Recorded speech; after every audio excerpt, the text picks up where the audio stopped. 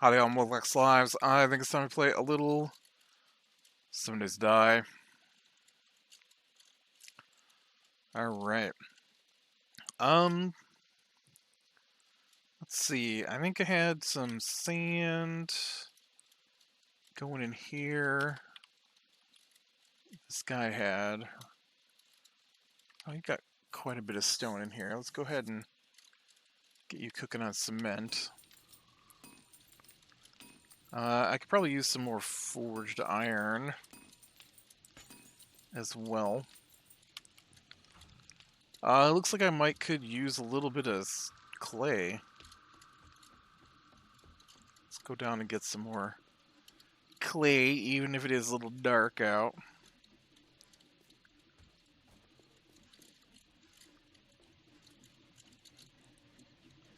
Trying to get shut.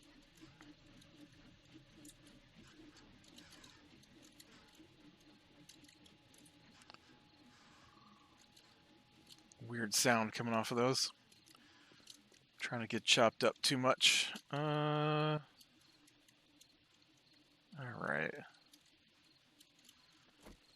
I don't see anything that wants to chew on me. Doesn't mean there isn't anything out here that wants to chew on me, but I didn't see anything. So we did play D&D last night. We'd finally made it to floor 11 last time we played this particular game, which was weeks ago. And so it was a group of these things called troglodytes. And they were being held slaves by the drow. And we're kind of in the middle of a war with the drow, honestly, at this point. Only because we haven't been allowed to interact with them in any meaningful way. Although I will admit last night we didn't even try. But up to this point, every time we try to interact with them, I mean, they're people, right? They should be able to talk to us at least before we fight. But the one time we even tried anything diplomatic with the drow, they led us to a room and then demanded we surrender ourselves to be sacrifices. And then the rest of the book is like, you know, if you're working with the drow, do this, blah blah blah, you know. But we've never been allowed a chance. We were offered one thing to be sacrificed. That was it. And that was our one diplomatic talking with the drow to...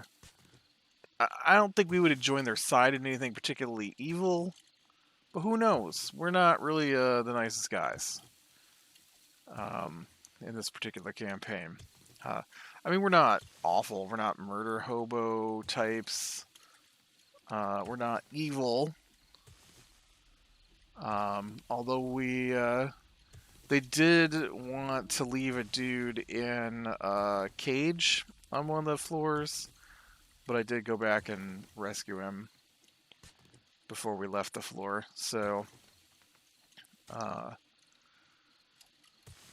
okay.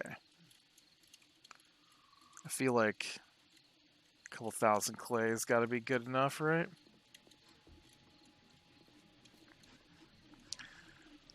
But yeah, so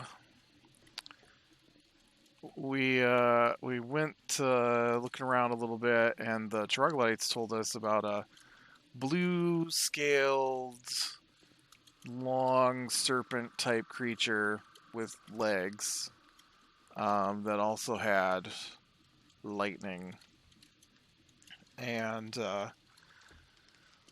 which I was not familiar with as a player. And I had read about the creature before after we found out what kind it was,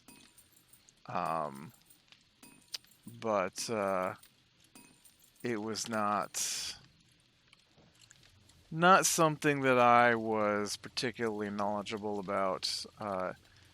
It was called a Bahir,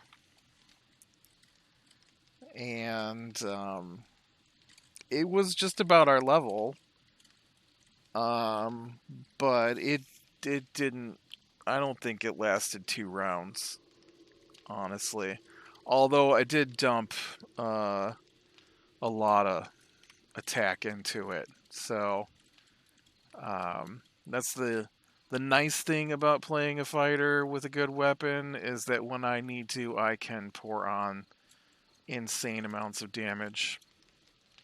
And uh, and last night was one of those times where I felt we could use it, and so I definitely did.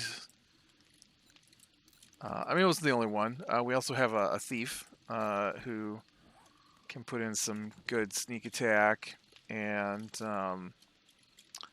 our ranger is versed in using his AOE abilities pretty good, although they didn't work as well on the Bahir necessarily. Um, and so, yeah, man, everything is like cooking down time.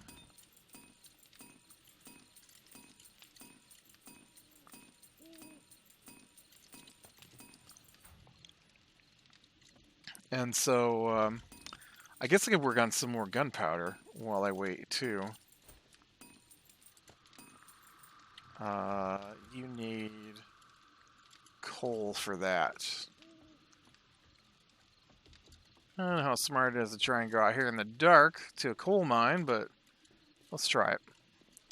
So, yeah, we fought and killed the Bahir pretty easily. I think he did some pretty decent damage to the thief. Cool. Okay. And so, he didn't necessarily get in trouble. There's some things in the game that are really, really powerful, that are just like stupid powerful. And one of them is the thief's ability to never roll below a 10, which is just stupid. He's on my team, but it's stupid to. He can never fail. Everybody else can fail, but the thief somehow. I'd have to read on the ability. I'm not exactly sure. It might only apply to things he's proficient in, but still. He never fails.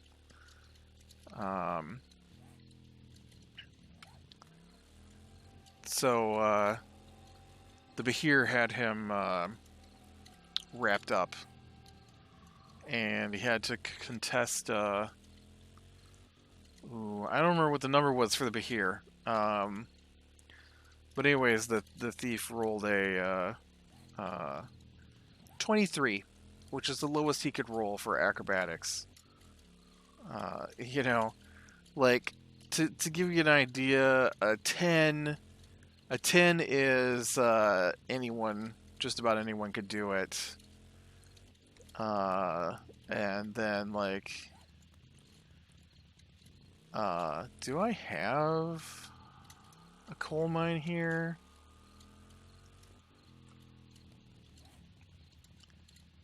I'm not certain. I can't see now. Being in the dark, I can't tell. I'm just gonna drive into this big. Oh, this is coal right here, right? Nope, that's rock.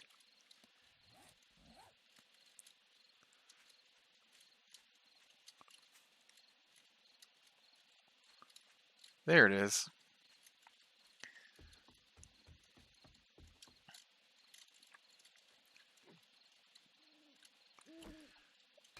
And so he got away from that. We got it dead.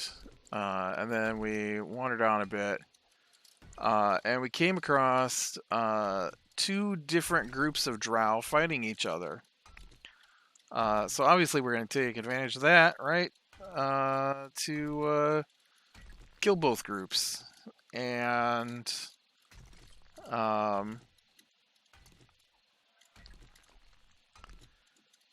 so the other thing is a lot of bad guys in D&D go invisible to run away a lot. And there's like very little you can do to counteract them. And it's super annoying. The Behir also went invisible. It's super annoying. And the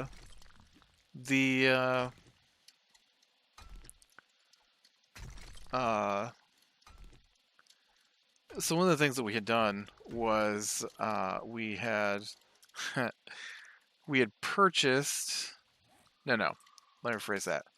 The thief had purchased this dagger that gives him 30 feet of blind sight, which is insane. Like,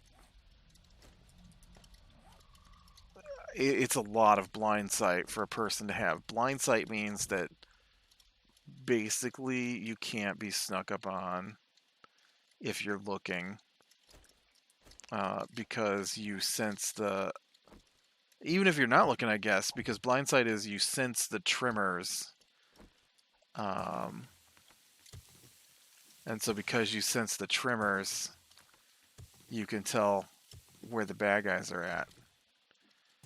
And so there's a lot of bad guys with blind sense. So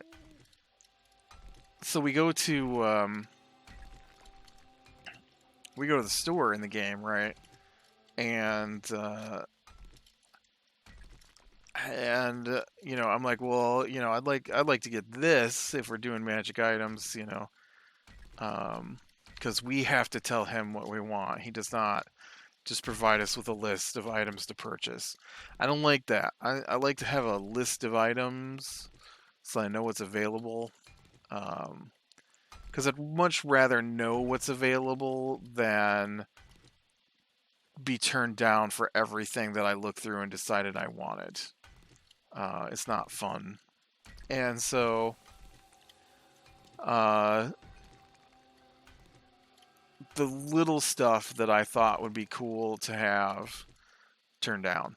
But give the thief 30 feet of blind sense. I think his only thought to it was that it wasn't a plus weapon. Because I'm not sure he gets the math sometimes.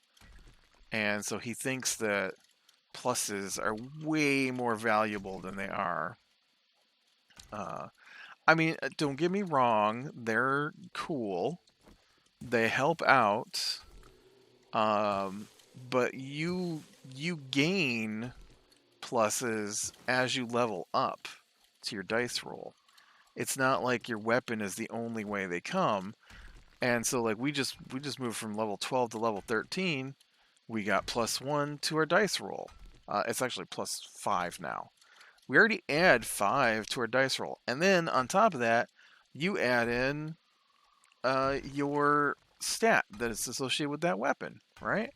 So if I swing my sword and I've got 20 strength, I think this is what I wanted. Was I don't have 20 strength. What I've got is a magic item that gives me 21 strength. And so what I wanted to do was I wanted to update my weapon or my item to a bigger one, more strength. And so what that would do is it would give me, instead of the +5 I currently have, it would give me a +6. Because my weapon is awesome, but it doesn't have any plus to dice roll bonuses, and everybody else is running around with like +2 weapons. And so I don't have any plus anything on my weapon. So I want an upgrade to that. Well, then he gives the thief blind sense, right?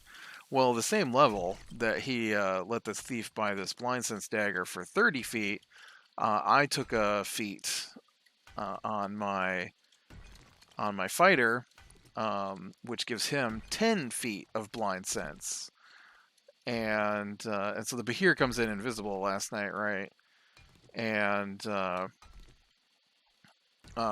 then the thief is like, I can see 30 feet blind sense. He can't be invisible to me, because it's super annoying.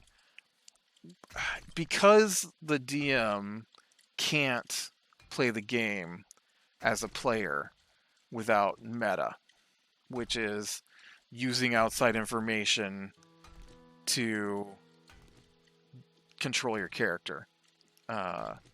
So, like on my game, I forgot to turn on dynamic lighting. He could see where the bad guys were, and then proceeded to play the game because he, in a way, different than what he normally does because he knew where the bad guys were. Listening for breath behind a tapestry he hadn't moved yet to know there was a door there. Not something ever happened in any D&D I've ever watched or participated in. Just walk up to rugs hanging on the wall going, I want to see if I can hear breathing behind it. You don't do that. So since he can't play the game without doing that, he assumes that we're going to do that. And so every time a creature goes invisible, he turns it invisible. No, he removes it from the board, basically. And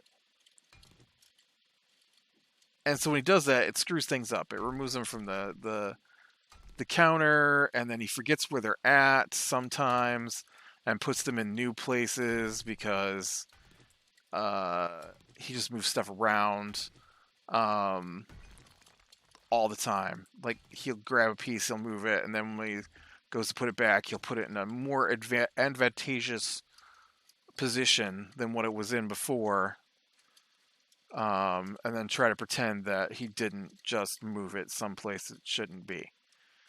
Stuff like that. Where is my bike? There you are. And so then we had to have the argument over whether or not the thief could see it, and he kept conveniently forgetting that the thief could see 30 feet. And then he said the Bahir turned invisible again. And so when it got to my turn, I'm like, so did it move from where it was at, or is it still standing in the same place? Because it was within 10 feet of me where it was at. And he's like, what do you mean? I'm like, well, I have 10 feet of blind sense. And so I can sense where it's at. It's not invisible to me. And so he's like, all right, I'll turn it back. And so he turns it back on so we can know where to position our characters. Because it was only... I wasn't sure if it was 10 feet. I wasn't sure exactly where it was at on the map. I knew it was next to the rogue, and I was 5 feet from the rogue. But then to reposition my character, I want to be near the rogue, within 5 feet of the rogue. Thief, rogue, same thing. So that he could get his sneak attack bonus. But then I didn't know how far forward I had to go to be next to the Bahir and next to the thief. Because he wouldn't leave it visible on the map. Even though we had seen it there. Anyways, that wasn't that big a deal, I guess. But it started there.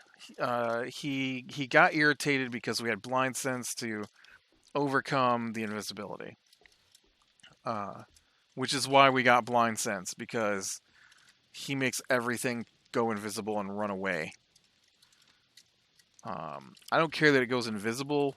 It doesn't stay interacting with us when it goes invisible. It runs away every time. I don't have extra nitrate powder in here, do I? I do. A ton of it.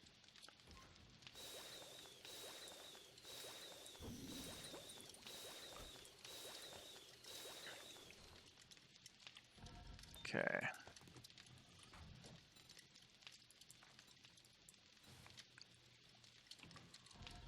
I don't need this little bit of clay I got here. You can hang on to this sand. I will take this. So, so then we move on and we come across these two different groups of drow fighting each other, and they had summoned demons, uh, and were using demons to help fight each other. And so our rogue said that he ran in, uh, shouted that he was here to help, and then immediately ran up to the priestess of Loth and attacked her. Oh no. Apparently I need some iron to fix that one. So we definitely were not on those bad guys' side. I mean, we already weren't on those bad guys' side. Every time we face off against these guys, they attack us. Every time. So there's no way we would be... No way we would be on their team. Oh, sand is what I was missing.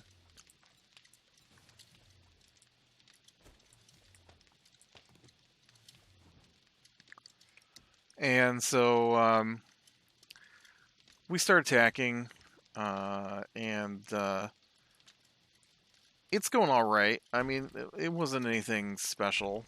The drow at this point are getting to be lower level. There were just a lot of them. The demons and the priestess and the wizard on the other team were closer to our level. But the ranger used a lot of AoE attacks and brought the number of drow down pretty quickly. And then I've got this awesome ability that I've talked about before. It's one of my favorite spells in D&D at this point, and that is Steel Wind Strike. And so use that to teleport around and attack things. It lets you pick 5 targets within 30 feet, and then those 5 targets, you teleport to each of those 5 targets,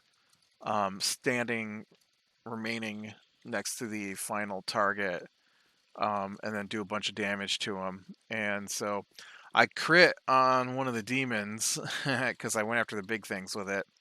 And so it does 6d10 damage, and we use brutal criticals. And so my attack crit, and that means that I did 84 damage to the demon with a single attack, which is just crazy. Killing the demon. And then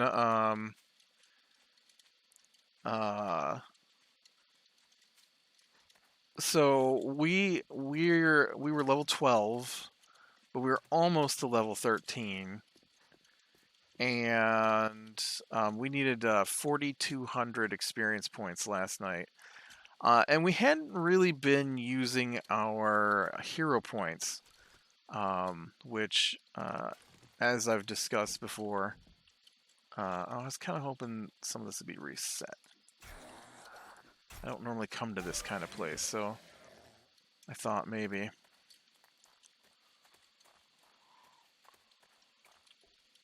I thought wrong. I mean, the zombies are here, but why are the zombies here but not the treasure? Where's the loot?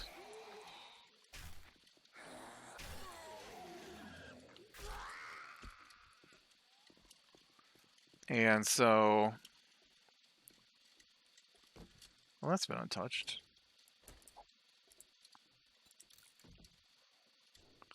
Also untouched. All right.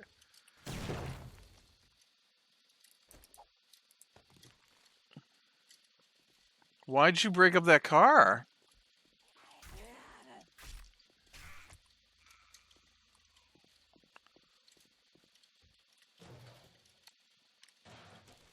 So,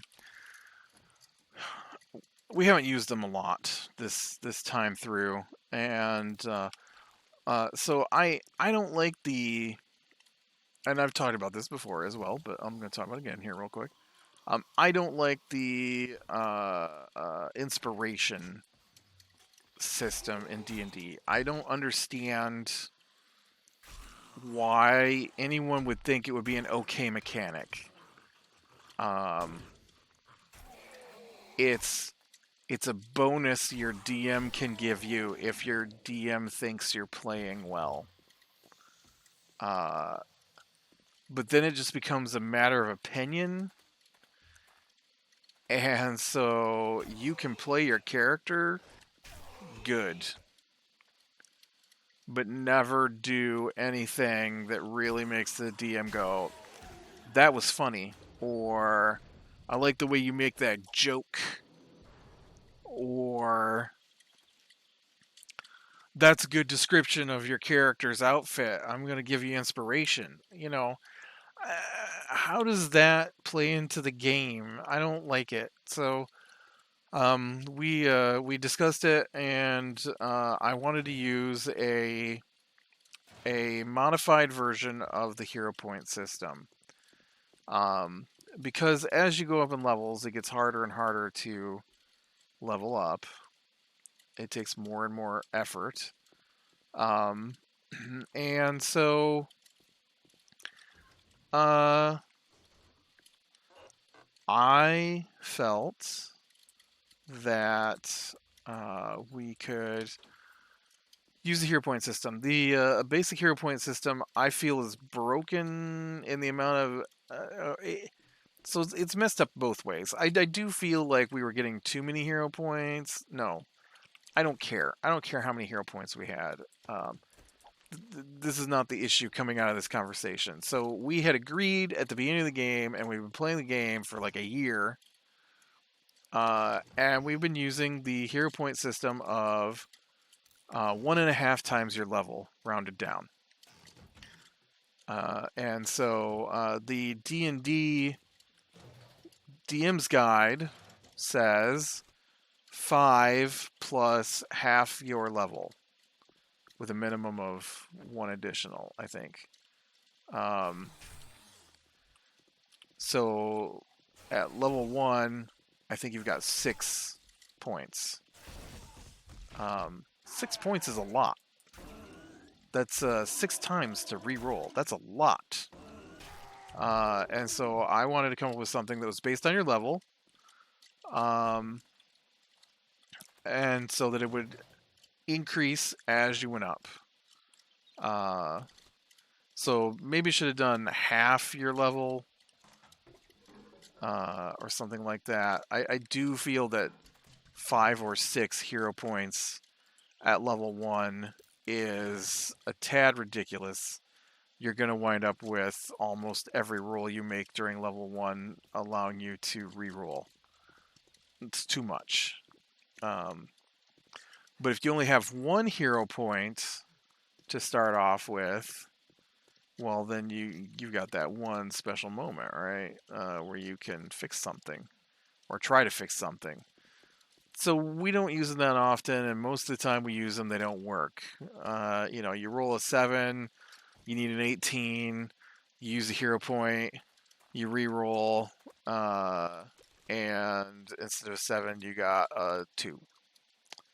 That happens a lot. And so they don't seem like that big a deal. Like, it's nice to get a chance, but like for example, last night I used a hero point because I needed to try and re-roll a failed saving throw. Um, Uh,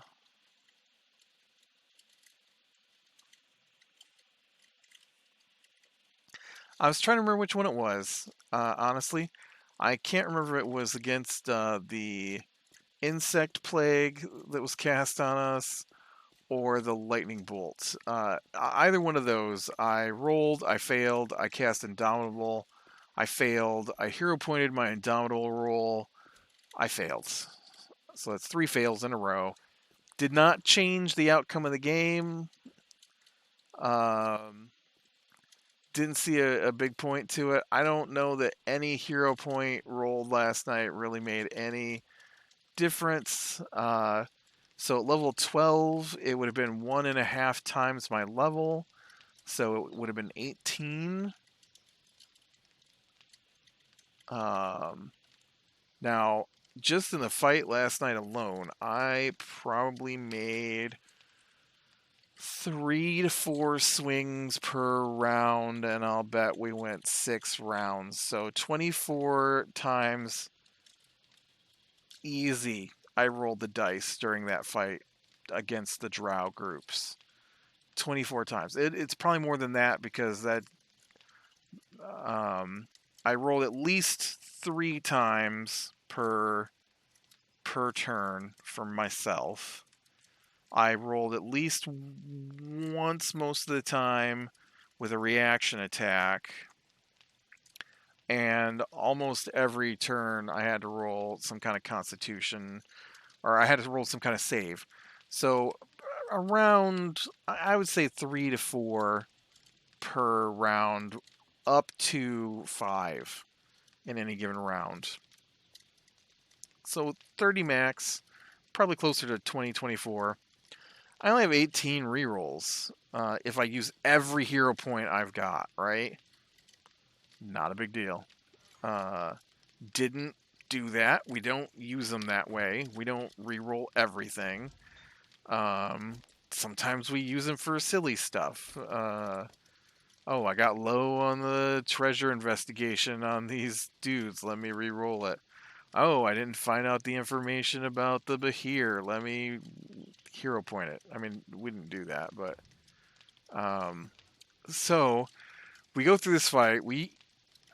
I used a couple, 2, I think, during the whole fight. The rogue used a couple. None of them made a big difference. It wasn't like we kept using. You can only use it once per roll. So it's not like it's something you can continually do. And yeah, and we've been using this system for a long time now. And the DM goes, I think we need to look at this brutal critical, which we've also been using for a year, because we got some pretty good crits last night a couple of times, and that offended him because we killed his creatures that he was trying to kill us with, and so um,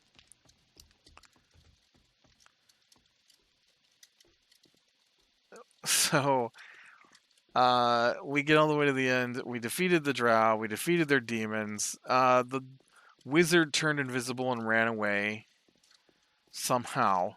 Somehow the wizard turned invisible and ran away, only he didn't do it on the wizard's turn.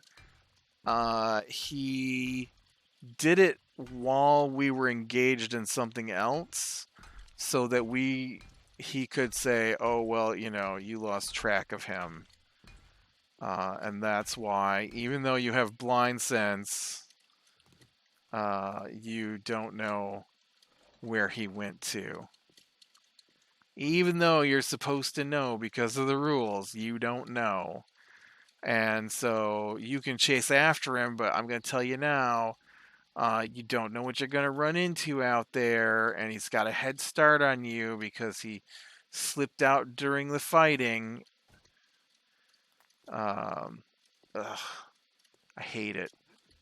I hate it. It's such an awful way to play the game. I don't know why he's got to be so antagonistic all the time.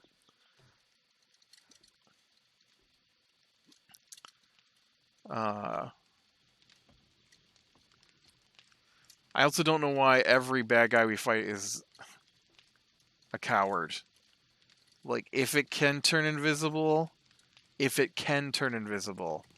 it will turn invisible and run away. And as soon as he talked about anything going invisible last night, one of the other guys was like, "Oh, yep, it's gonna turn invisible and run away, because that's what you do."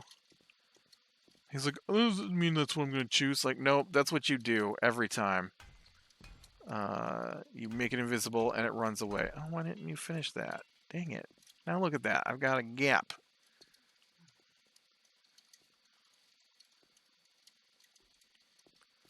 I got a gap. I don't like it. And so, anyway, so that guy got away.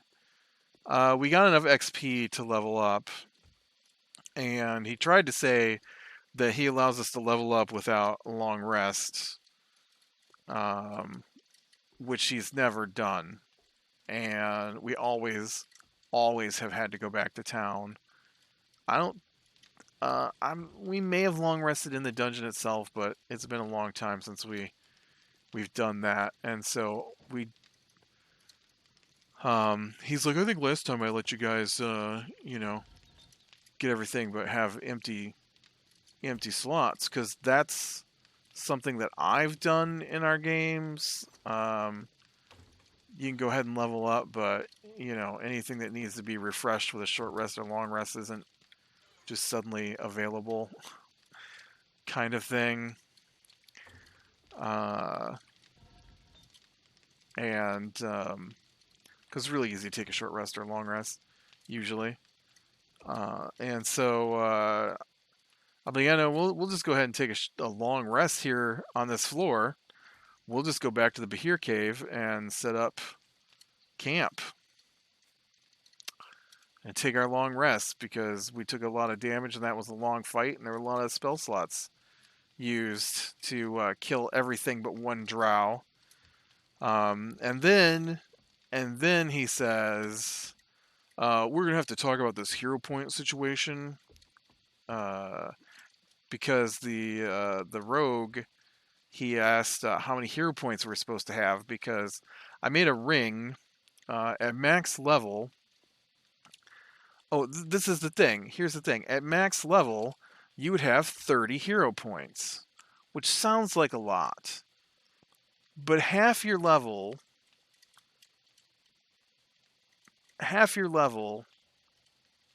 plus 5 would be 15. So it's only double the amount of hero points that the regular system gives you. But at level 20, you're no longer going to be able to refresh those. And so it's not like you would even use them that much. So I don't see the issue. I guess it was an issue. It should have been brought up a long time ago, not 13 levels into a campaign. I guess it's okay to tweak stuff, but this isn't tweaking stuff. This is, I don't like it. I don't like that you guys have a bonus. I want to remove it. And so we are now on the DMG version. Oh, it's Horde Night. We're now on the DMG version, which is half our level plus 5. So we were going to have 19. And so now we have 11. And I used 3 during level 12. So I'm not sure what the difference is going to make between 19 of them or 11 of them. I probably still won't use all of them, because they're not something I use that much. But to him, every time he sees us use one, he's like, oh, you guys just use those all the time. I don't like it.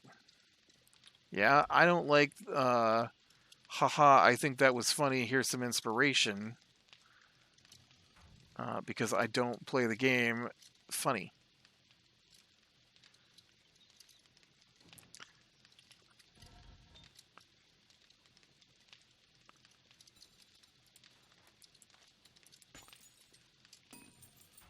And so yeah, so we made it to level 13. We got nerfed.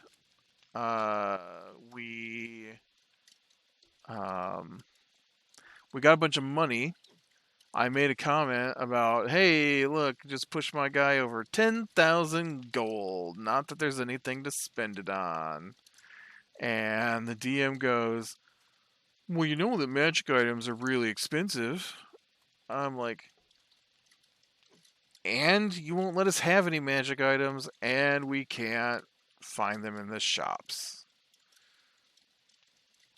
Well, we'll have to see. Maybe there'll be some magic items when you. No, there won't. No, there won't. Don't start pretending now, 13 levels and a year in, that you're suddenly gonna start filling out the shops.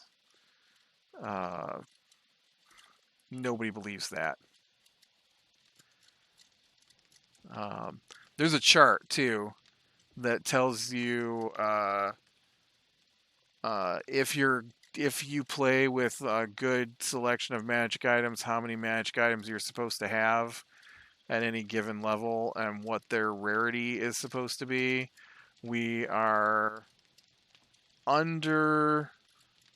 We're probably around the right number because we have a lot of low level magic items, but we are definitely under the quality. Because I don't think I've got anything on my character that's over level 2 or 3 rarity. Um, there's common, uncommon, and rare, and then it goes beyond rare. And I don't think I've even been allowed to take anything that's rare, other than maybe one item. Uh, I'll bet the amulet that he made us take when we were low level because he thought the amulet was so cool, uh, is probably a high end magic item. But it's not worth it to me to use it because it doesn't do anything for my character that the other items I have already do better. So, all right, well, that's enough D&D talk for today, I think. So, be better in the small things, lean in the light. I will talk to you later.